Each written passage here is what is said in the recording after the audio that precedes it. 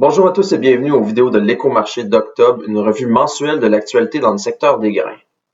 Le rapport mensuel de l'Ouestier ne comportait pas de surprises et les changements apportés sont assez mineurs. Les principaux points à relever sont la hausse du rendement du blé et les baisses des rendements du maïs et du soya aux États-Unis. Les récoltes américaines de maïs et de soya ont bien progressé en raison du temps sec. Elles sont complétées à 71% pour le maïs et 84% pour le soya. Elles sont légèrement en avance par rapport à la moyenne des 5 dernières années.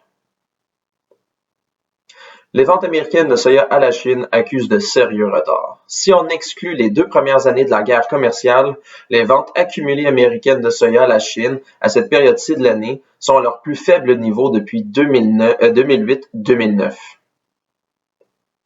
En Amérique du Sud, le temps sec a été préoccupant pour la production de blé en Argentine et les semis au Brésil, car le manque d'eau pourrait forcer les producteurs à ressemer.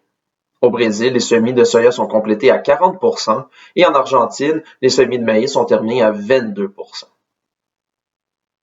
Selon le dernier rapport de la Financière agricole du Québec, les récoltes au Québec sont terminées à 14% pour le maïs, 85% pour le soya et 87% pour le canola.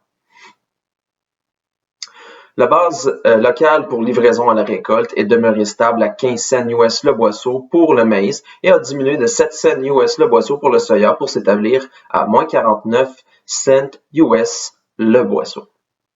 Ce fut un aperçu du mois d'octobre. J'espère que cela vous a plu. Si vous voulez lire notre texte complet, je vous invite à le consulter sur notre site internet au www.pgq.ca. Je vous donne rendez-vous dans un mois pour l'édition de novembre.